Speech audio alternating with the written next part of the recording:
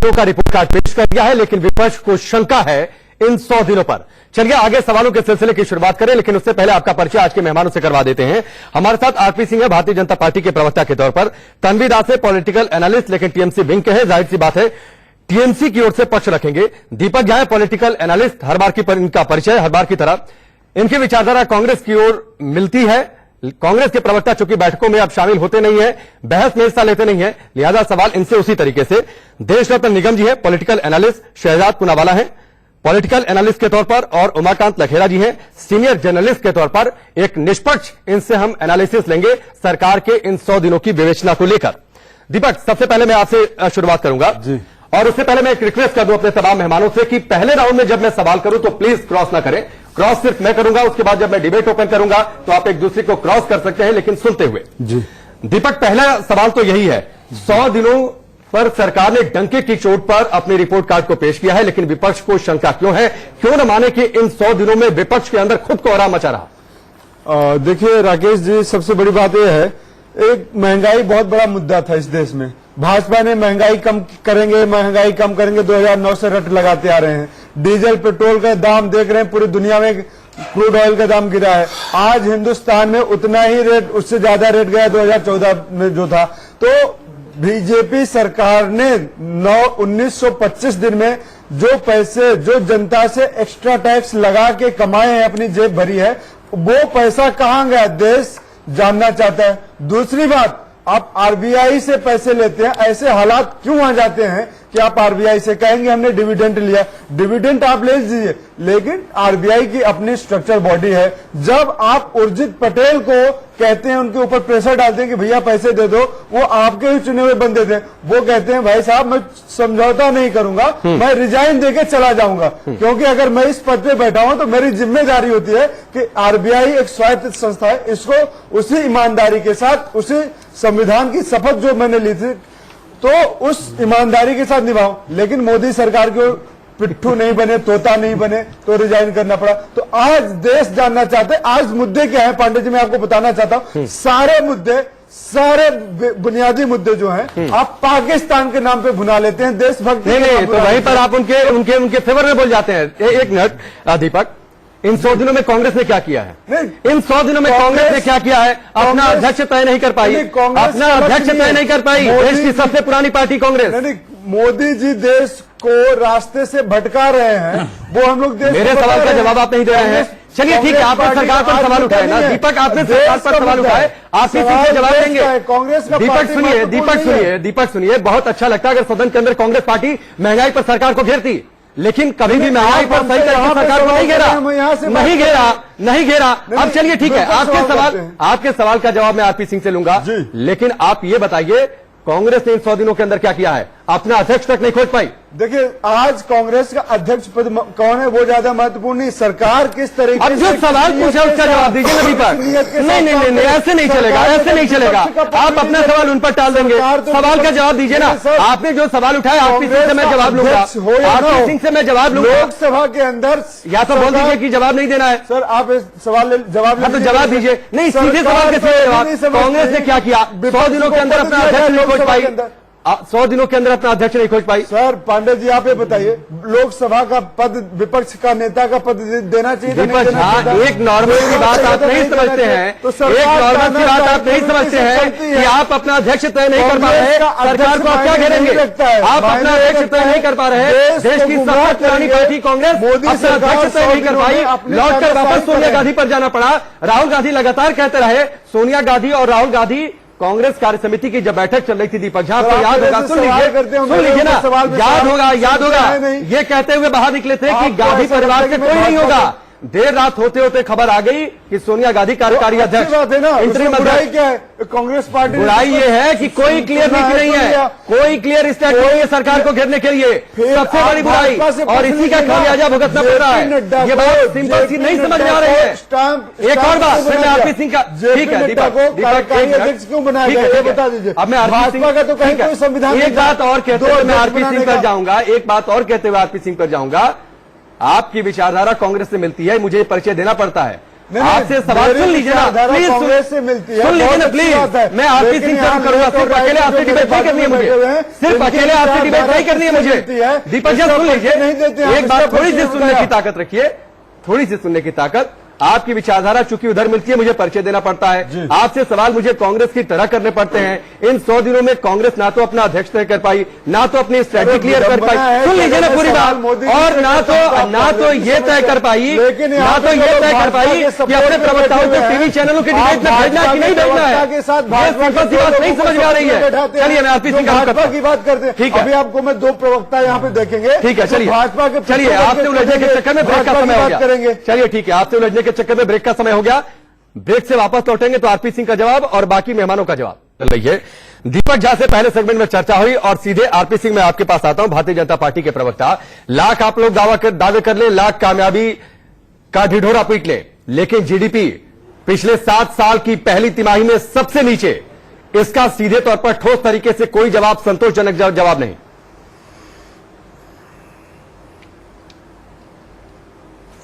मैं उस पर आता हूं, परंतु जो 2 प्रश्न मेरे मित्र दीपक झा साहब जो कांग्रेस को रिप्रेजेंट कर उन्होंने रखे, उन्हें उर्जित पटेल की चर्चा करी। मैंने तो उर्जित पटेल का इस्तीफे में कहीं नहीं पढ़ा कि उन्होंने कहा कि मैं किस कारण से इस्तीफा दे रहा हूं। उन्होंने कहा मेरे निजी अपने कारण है, मैं उस कारण से इस्तीफा दे रहा हूं।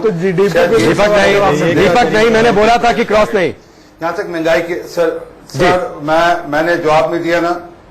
बिल्कुल बिल्कुल, आरपी जी बात रखिए, ठीक है। यहां तक महंगाई की बात है, मैं चाहूंगा मेरे मित्र को जरा, जी महंगाई की बात मैं चाहूंगा मेरे मित्र को जरा किसी अपने पास के किराने की दुकान पे जाना चाहिए, पूछना चाहिए आटे दाल और चावल का क्या रेट है, समय लग जाए कि महंगाई ठीक है।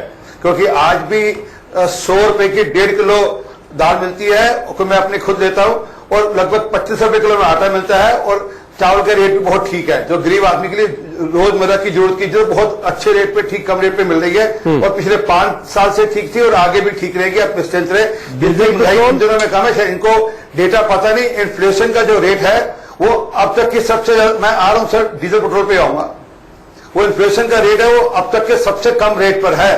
उतना इन्फ्लेशन का कम रेट कभी हुआ नहीं। आरपी जी आगे विस्तार से जवाब लेते रहेंगे, लेकिन जीडीपी वाला थोड़ा सा जवाब दे दीजिए, क्योंकि फिर उसी हिसाब से डिबेट भी आगे बढ़ेगी। मैं आ रहा हूं सर, जीडीपी पे भी आऊंगा, मैं जीडीपी भी आऊंगा। आपने सर 5 साल की, आपने सरकार के 100 दिन की बात की, तो मुझे कुछ 4 चीजें तो बोलनी थी ना। आप जो चीजें आपसे छूट गई, आपने बहुत चीजें चर्चा की, मैं सिर्फ एक चीज चर्चा करता हूं।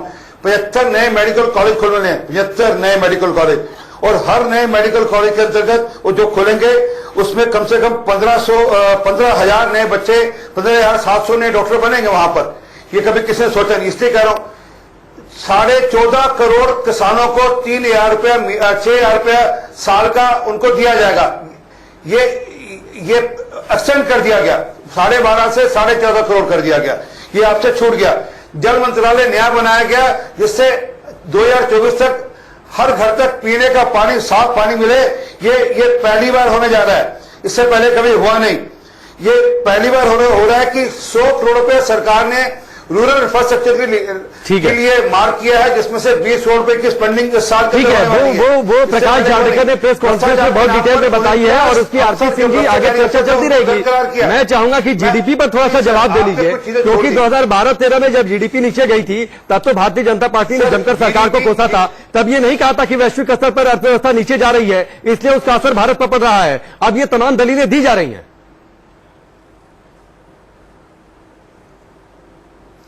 देखिए, जीडीपी की हम नीचे आना मानते हैं, नीचे हुई, परंतु वैसी नहीं जो उस समय हुई थी 2013 के अंदर, जब इससे भी कम गई थी जीडीपी, परंतु वो विषय नहीं है। नहीं, तब तो ये दलील उस समय भी देनी चाहिए थी ना कि वैश्विक स्तर पर अर्थव्यवस्था नीचे जा रही है, मंदी का दौर है, इसलिए भारत की अर्थव्यवस्था पर इसका असर। तब तो सरकार का समर्थन करना चाहिए था, फिर तब तो आपने सरकार को जमकर कोसा था। मैंने तो कहा ही नहीं, मैंने तो मंदी की बात नहीं कही, आप भी मंदी की बात कर रहे हैं। मैं तो कह रहा हूं जीडीपी के कारण कई और भी हैं, परंतु नहीं चलिए आरपी सिंह जी, ठीक है। फिर एक कमांड ब्रेक का है, इसके बाद हम लंबे सेगमेंट में चर्चा करेंगे, तो बाकी मेहमानों के पास जाएंगे। लेकिन ऐसा लगता नहीं है कि बहुत ठोस तरीके से बीजेपी जवाब दे पा रही है। बहुत यहां पर ब्रेक का, जल्द वापस लौटते हैं। पहले महागठबंधन बन रहा था, चुनाव के बाद क्या अपनी पार्टी खुद टीएमसी संभाल नहीं पा रही है। देखिए आज तो बात 100 डेज का हो रहा है, तो उसी पर बात करें। जीडीपी इतना नीचे क्यों गिरा, वो तो अभी तक उसका उत्तर नहीं मिला। बाकी और भी मुद्दे हैं जिस पर बात होना बाकी है, जैसे कि किसान के लिए जो इतना 1000 किसान मरे गए उसका मुआवजा अभी तक नहीं दिया गया। फिर उज्ज्वला योजना, जो मैं खुद औरत हूँ, ये सवाल मुझे उठाना चाहिए। उज्ज्वला योजना पे जितने मतलब अभी तक 1.5 करोड़ के पास अभी तक नहीं पहुंचा, और जो भी पहुंचा उसमें से 1.2 करोड़ अभी तक रिफिल नहीं किया। तो ऐसे बहुत सारे मुद्दे हैं जो पुराने मुद्दे हैं, जैसे आप ले लीजिए निर्मल गंगा, उस पर तो काम शुरू ही नहीं हुआ। फिर ले लीजिए अनएम्प्लॉयमेंट, बीएसएनएल का तो इतना सारे जो कर्मी है वो तो अनएम्प्लॉयड हो गए, तो उसके बारे में अभी तक तो कुछ आंसर निकल के नहीं आया। आपके पैनलिस्ट जो है उनमें से भी नहीं आया, पता नहीं आगे शायद कुछ देंगे, तो उसके लिए हम वेट करेंगे। ठीक है, आपका ये सवाल मैं आरपी सिंह जी को पास करूंगा क्योंकि वही जवाब बेहतर तरीके से देंगे। लेकिन जो मेरा सवाल इसलिए था क्योंकि इन 100 दिनों में शायद अगर विपक्ष एकजुट रहा होता, एक सुर में अगर सरकार की घेराबंदी हुई रहती, तो ये सारे सवाल इतने जोरदार तरीके से नहीं पूछने पड़ते। देखिए 100 दिनों में विपक्ष जब भी अगर मुंह उठाएगा तो उसके लिए यूएपीए का तो अब हाथ रख ही दिया है कि कोई सवाल ही नहीं कर सकते। तो सरकार पर अगर सवाल ही नहीं कर सकते तो ऐसे सरकार कुछ भी करे तो ठीक है। चलिए मैं आगे आता हूं, एक एक कमेंट आपसे बाकी दो मेहमानों से ले लूं, फिर मैं डिबेट को ओपन करूंगा, फिर आप लोग क्रॉस करेंगे। लेकिन थोड़ा सा सुनकर, शहजाद, 100 दिन निराशा के या फिर विपक्ष के लिए हताशा के? मैं अपनी बात शुरू करूं तो मैं बता देना चाहता हूं आधा घंटा हो चुका है और कुछ और मेहमान भी बाकी है, तो कोई भी जिनको मौका मिला है वो इंटरप्ट ना करे। नहीं, मैं अलाउ भी नहीं करूंगा। तो मैं पहले शुरुआती दौर में गिनवा देता हूं क्या क्या हुआ है 100 दिन में और विपक्ष पे भी बोलता हूं। जम्मू कश्मीर से आर्टिकल 370 और 35 से हट गया। आपने देखा कि भ्रष्टाचार पे जो लोग बेलगाड़ी में थे वो जेल गाड़ी उनको नसीब हो रही है और चिदम्बरम और शिव कुमार जेल तक पहुंच गए हैं। बाकी भी जो बेल पे हैं अर्थात सोनिया गांधी, राहुल गांधी, वो भी इंशाल्लाह किसी दिन जेल जाएंगे। 3 तलाक जो बेड़ी थी मुस्लिम महिलाओं पे वो हटा दी गई। फॉरेन पॉलिसी पे अगर आप देखें तो आज पाकिस्तान में चाहे सत्ता पक्ष हो या विपक्ष हो, वो क्या कह रहा है? वो कह रहा है अरे श्रीनगर छोड़ो, हमारे तो मुजफ्फराबाद के लाले पड़ चुके हैं और बहुत खौफनाक चीज होने वाली है पीओके में। आज शेख राशिद वहां के नेताओं को करंट लग रहा है मोदी का, जो कि वो एक समय पर देहाती औरत कहते थे हमारे प्रधानमंत्री को। आज देखिए कि जल योजना पे क्या किया जा रहा है कि जिस तरीके से सौभाग्य योजना में हर घर तक बिजली पहुंच गई 99% से ज्यादा, स्वच्छ भारत में 99% से ज्यादा गांव में टॉयलेट बन गए। अब एक संकल्प लिया गया है कि हम लोग हर घर तक पाइप्ड वाटर पहुंचाएंगे और 8 करोड़ सिलेंडर पहुंचे हैं हमारे उज्ज्वला योजना के तहत और 6 करोड़ रिफिल हुए, तो 14 करोड़ सिलेंडर दिए गए। ये जो आंकड़ा बता रही है। अब एक महंगाई का मुद्दा कहा गया, महंगाई पे मैं आंकड़े सहित आपको बताना चाहता हूं। और उस पर शहजाद में थोड़ा सा इंटरप्ट कर रहा हूं, उस पर तो कांग्रेस के कुछ नेताओं ने खुद तारीफ की उज्ज्वला योजना की। जयराम रमेश, शशि थरूर, ये लोग कह रहे हैं कि अब तो गाली देना बंद करो मोदी को, तारीफ भी करो जहां अच्छा काम किया है। पर मैं महंगाई पे क्विकली बात रख के बाकी के तनी जी माफ कीजिएगा, मैंने आपके बीच में नहीं बोला, प्लीज आप मुझे बोलने दीजिए, फिर आप बीच में बोलिए। महंगाई पर मैं आपको बता सकता हूं हर साल यूपीए के 10 से 12% महंगाई रहती थी। आज 4% से ज्यादा महंगाई नहीं हुई है। यह बात सच है कि 5% पे जीडीपी आई है, जो सवाल आप आरपी सिंह से पूछ रहे हैं। पर मैं आपको बताऊं कि जब इन्फ्लेशन कभी भी जीडीपी ग्रोथ से ज्यादा नहीं रहा इस सरकार के कार्यकाल में, जो कि हमेशा रहा मनमोहन सिंह के, अनर्थ मनमोहन सिंह के कार्यकाल में। और किसान की बात करते हैं, पैसे की वैल्यू बढ़ गई और इससे पैसे की वैल्यू बढ़ी और किसान आरबीआई का जो पैसा देने का काम था, यह बात भी सच है कि आरबीआई ने पैसा दिया सरकार को। इसकी पता है वकालत किसने की? अरविंद सुब्रमण्यम। किसने अपॉइंट किया था अरविंद सुब्रमण्यम को? मनमोहन सिंह ने। उन्होंने कहा था आरबीआई इतना पैसा बचा के रख रही है जो कोई भी दुनिया की वर्ल्ड बैंक नहीं करती है, आप प्लीज ये पैसा बैंकों में डालो। क्यों डालो बैंकों में? क्योंकि एनपीए नामक बीमारी यूपीए ने दी थी, जिसके वजह से सारे बैंक खाली हो गए थे। चिदम्बरम ने दिए थे फोन कर करके माल्या को, नीरव मोदी को, और हमारे देश में बैड लोन की जो पूरी समस्या थी उसकी भरपाई करने के लिए आज आरबीआई से पैसा लेकर बैंकों में लोन दे सके, तो वो बैंक पैसे दे रहे। पर मैं सिर्फ एक चीज कहकर अपनी बात समाप्त करता हूं। आपने पूछा कि विपक्ष कहां? 100 दिन हुए विकास के, पर विपक्ष के लिए 100 दिन हुए आराम के, और 100 दिन में हुआ विकास पर विपक्ष हुआ इमरान के पास, क्योंकि इमरान खान राहुल गांधी का पत्र कोट कर रहे हैं पाकिस्तान में। यह विपक्ष ने 100 दिन में किया है, राहुल गांधी से सोनिया गांधी की तरफ और सोनिया गांधी से इमरान खान की। ठीक है, देशरत्न निगम जी, एक मिनट, एक छोटा छोटा मैं कमेंट ले लूं दीपक, फिर मैं उसके बाद ओपन करता हूं डिबेट। देशरत्न निगम जी, आपका कमेंट, फिर मैं आगे बढ़ता हूं। देखिए, लोग जीडीपी की बात कर रहे हैं, दो सेक्टर, ऑटो और रियल एस्टेट। रियल एस्टेट जिसमें पॉलिटिशियंस का काला धन लगता था, वहां वो रुका है। प्रधानमंत्री की जो आवास योजनाएं हैं शहरी और ग्रामीण बहुत अच्छी चल रही हैं, अफोर्डेबल हाउसिंग, बहुत अफोर्डेबल हाउसिंग बहुत अच्छी चल रही है, मिडिल क्लास के लिए भी चल रही है। दूसरा ऑटो सेक्टर में कुछ खामियां हैं। दो नई कंपनियां आई हैं, किया और मॉरिसन गराज, उन्होंने इतनी ओवर बुकिंग हो गई है कि उन्होंने अपनी बुकिंग रोक दी है। तो ये कहना कि ऑटो सेक्टर की सरकार की नीतियों की वजह से प्रॉब्लम है, तो ये ध्यान रखिए। बाकी गाड़ियां जो नई कंपनियां आ रही है उनकी गाड़ियों की ओवर बुकिंग क्यों हो रही है, जिनको कि अपनी बुकिंग बंद करनी पड़ी। तीसरा मैं बता रहा हूं, बहुत सारे सेक्टर्स हैं जो बहुत बढ़िया काम कर रहे हैं। आपका बिजली का क्षेत्र हुआ, आपका ट्रेड हुआ, होटल हुआ, ट्रांसपोर्ट हुआ, कम्युनिकेशन हुआ, डिफेंस हुआ, वाटर सप्लाई है आपका, डिफेंस, ये सारे सेक्टर्स बहुत अच्छे काम कर रहे हैं। इनका 7% के करीब चल रहा है जीडीपी ग्रोथ, इनका ग्रोथ रेट जो चल रहा है। तो ये कहना कि सब कुछ बुरा है, तो वो मैं नहीं मानने को तैयार हूं। वैश्विक आर्थिक मंदी है, क्वालिटेटिव एनालिसिस होनी चाहिए थी, जो विपक्ष ने नहीं की है। एक और लखेरा जी का मैं कमेंट ले लूं, फिर आगे बढ़ता हूं। ठीक है लखेरा जी, इन 100 दिनों में क्या ऐसा नहीं लगता कि विपक्ष के पास खुद से सवाल ज्यादा है बजाय कि वो सरकार से सवाल पूछ पाते? देखिए, विपक्ष तो देखिए, जो 2014 में जब विपक्ष बुरी तरह चुनाव हारा और 2019 आते आते विपक्ष और बिखराव की तरफ बढ़ा है, इसमें कोई दो राय नहीं है। और एक डेमोक्रेसी में ये भी नहीं कामना करनी चाहिए किसी को कि विपक्ष नहीं है तो बहुत अच्छी बात है। एक डेमोक्रेसी में विपक्ष का होना बहुत जरूरी है। अगर कांग्रेस की सरकार जब थी, अगर उसके जो गलत काम थे, उसके जो ऐसे फैसले थे, उसके राज में जिस तरह के भी गड़बड़ झाले हुए हैं, अगर उनकी आलोचना करने के लिए उस समय सशक्त विपक्ष नहीं होता तो आज कांग्रेस को हराना बड़ा मुश्किल था। लेकिन मैं ये मानता हूं कि अभी देखिए 2014 से लेकर के 2019 में निर्बाध रूप से मोदी सरकार को सरकार चलाने का मौका मिला। और जो दो मोर्चों पर इस सरकार के जो कमियां कहेंगे या फेलियर्स कहेंगे, कि जो रिफॉर्म्स का जो बेसिक था कि आप इन्वेस्टमेंट बढ़ाएंगे, और दूसरा ये था कि एम्प्लॉयमेंट जनरेशन करेंगे यहां पर, और तीसरा है कि कंज्यूमर मार्केट बढ़ नहीं पाई। और अगर हम आज की तारीख में ये कहते हैं कि इन्फ्लेशन नहीं बढ़ रहा है, तो देखिए आपके पास डिमांड, लोगों की परचेजिंग पावर नहीं है, मार्केट में लोग खरीददार नहीं है, तो अपने आप लोग अपना माल वैसे का वैसा रखा हुआ। तो इन्फ्लेशन की स्थिति मुझे लगता है कि जो स्लो डाउन हुआ उसका ओवरऑल इम्पैक्ट पड़ा है, ओवरऑल इम्पैक्ट पड़ा इकोनॉमी पर। हालात आगे आज हम एक ही कमेंट देखिए, यहाँ पे चाहे सरकार की कामों को आप माने या ना माने, हमने 15-20 कामें गिनवाई है 100 दिन की। ठीक है, मेरी चुनौती है विपक्ष राहुल गांधी के 1000 दिन में चार काम गिनवा दे। सुनिए ना, मेरी बात सुनिए ना, एक सेकेंड, मैंने मेरा कमेंट मैं इनसे कर रहा हूं, आप बीच में ना बोले। मैं ये कह रहा हूं कि चलिए मैं आपको एक और काम गिनाता हूं। यूएपीए बिल को अमेंड किया ताकि टेररिस्ट, आप देखिए उसको भी रोकने की कोशिश, दाऊद इब्राहिम टेररिस्ट घोषित ना हो, मसूद अजहर टेररिस्ट घोषित ना हो इस देश में, तो एनआईए और यूएपीए बिल का भी विरोध किया गया इस देश में।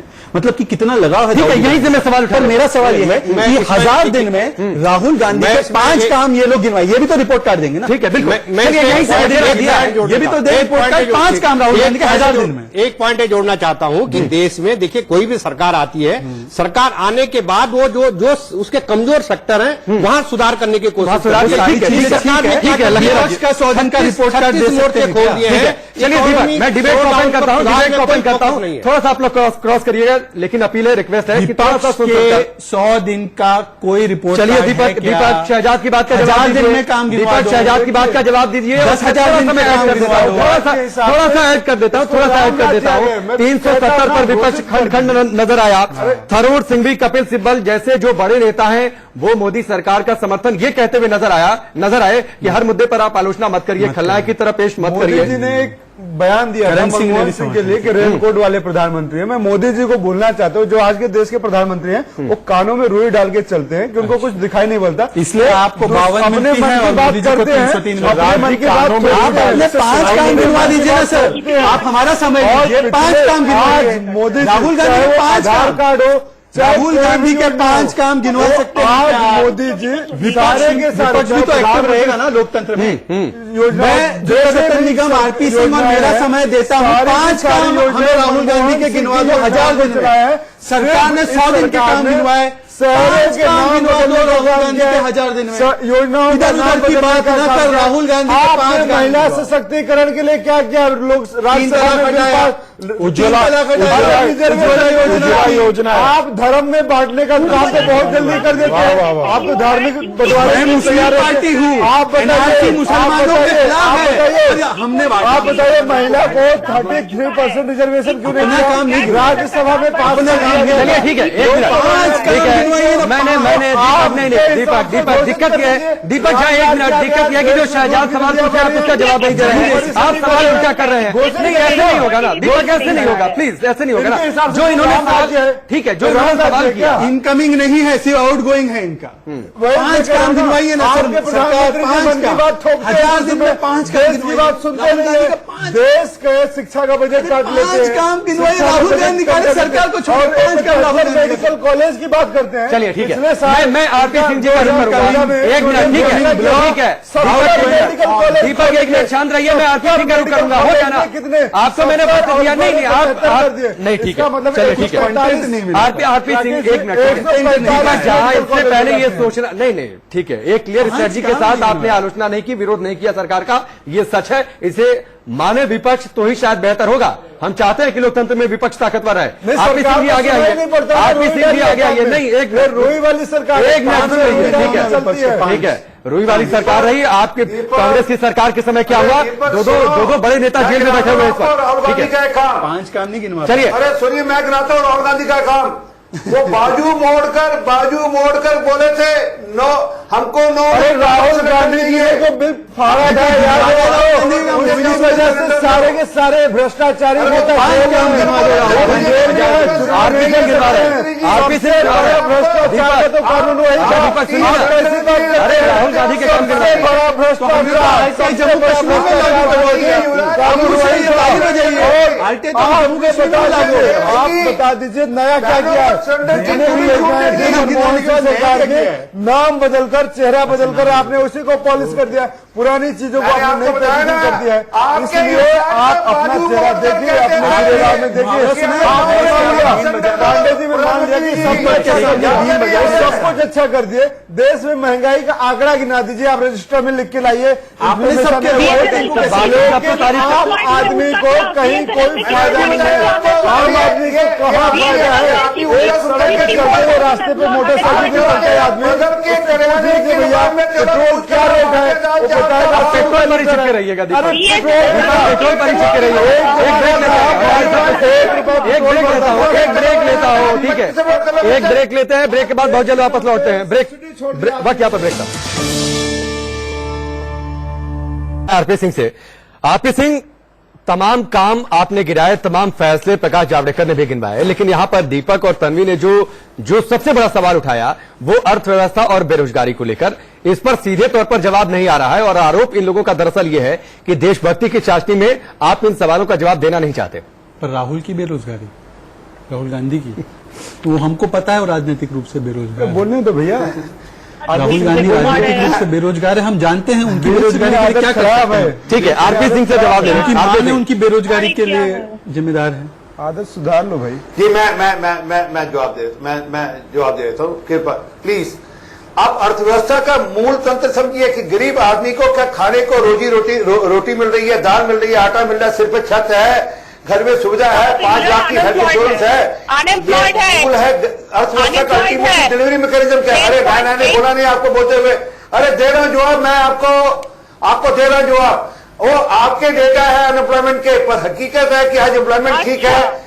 गरीब आदमी को वही कहा आपने, आदमी पकौड़ा चावल बेचता है, वही रोजगार बचा है, अब और कुछ नहीं बचा देश में। उसकी सुरक्षा, उसकी देश बेचने से अच्छा पकौड़े बेचो, देश बेचने से अच्छा चिदम्बरम की तरह देश बेचने से अच्छा, शिवकुमार की तरह देश बेचने से अच्छा पकौड़ा बेचो।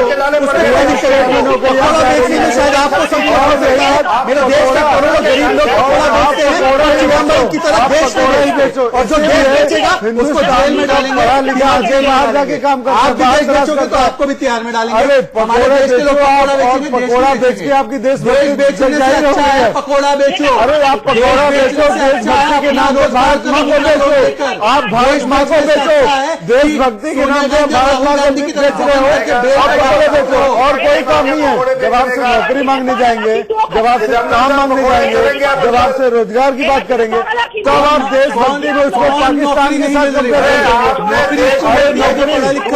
चलिए फिर मैं इंटरप्ट कर रहा हूं एक क्विक टिप्पणी आरपी सिंह एक क्विक टिप्पणी मारुति सुजुकी के गुरुग्राम और मानेसर के प्लांट 2 दिन बंद करने पड़े हैं इस अर्थव्यवस्था में जो मंदी है उसकी वजह से।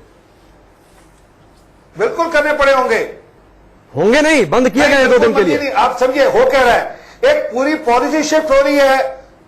मैं वापस एक बात तो सुन लीजिए, एक पूरी पॉलिसी शिफ्ट हो रही है, एक इलेक्ट्रिकल कार का नया दौर आ रहा है, एक नए प्रकार की कारों का दौर आ रहा है। ये बहुत दूर की बात है, अभी ये बहुत दूर की बात है। इलेक्ट्रिक कार का दौर बहुत दूर की बात है। एक चार्जिंग पॉइंट, एक क्लियर स्ट्रेटजी, क्लियर पॉलिसी नहीं है इलेक्ट्रिक व्हीकल्स को लेकर। कम से कम पब्लिक डोमेन में तो नहीं है, सरकारी स्तर पर कानूनी लेवल पर फाइलों में होगी वो अलग बात है।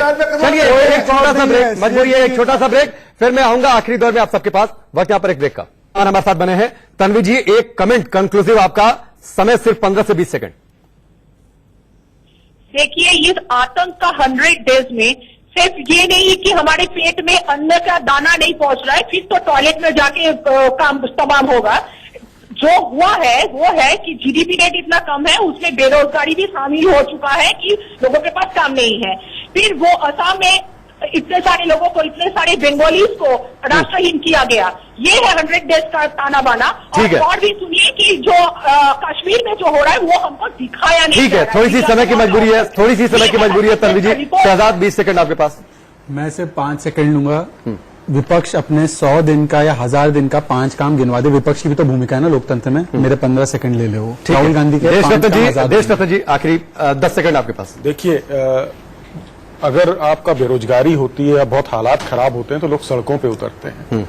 आपको मुझे पिछले 6 साल में किसी को भी सड़क पे उतरते मैंने नहीं देखा, उस मास स्केल पे जो बहुत बड़े तौर पे देखा जाए तो। और दूसरा, स्वरोजगार योजना है जो सरकार की, मुद्रा के तहत जो है, लोग अपना काम करने की कोशिश कर रहे हैं और 2 लोगों को खुद नौकरी दे रहे हैं। जो इनफॉर्मल सेक्टर है, जहां से 95% जीडीपी का आपका सारा शेयर आता है, वो हमारा जीडीपी उस पर ध्यान नहीं देता है। हम वो 5% का सिर्फ सेक्टर लेते हैं, उसमें भी सिर्फ ऑटो रियल एस्टेट सेक्टर को हम देख रहे हैं। मेरे ख्याल से बाकी सेक्टर पे भी अगर देखें जो 7% पे काम कर रहे हैं, तो वो हालात नहीं है जैसे बनाए जा रहे हैं और डर का माहौल क्रिएट किया जा रहा है। लखेरा जी एक आखिरी कंक्लूसिव कमेंट आपका। देखिए जो सबसे बड़ा जो मुझे लग रहा है सरकार के कामकाज को देख करके कि जो फाइनेंशियल मैनेजमेंट होता है, नोटबंदी और जीएसटी के बाद जो फाइनेंशियल मैनेजमेंट की जो डायरेक्शन थी, उस डायरेक्शन को सरकार ने प्रॉपर्ली एवेल्यूएट नहीं, पहचान नहीं कर पाई कि ये फाइनेंशियल मिसमैनेजमेंट किस हद तक जाएगा, किस तरह से हमारी डिमांड एंड सप्लाई जो मार्केट के उसको सीधे तौर पर प्रभावित करेगा। सबसे इंपॉर्टेंट बात है। और 6 तारीख को ताज पैलेस होटल दिल्ली में एक फंक्शन हुआ ऑटोमोबाइल एसोसिएशन का, वहां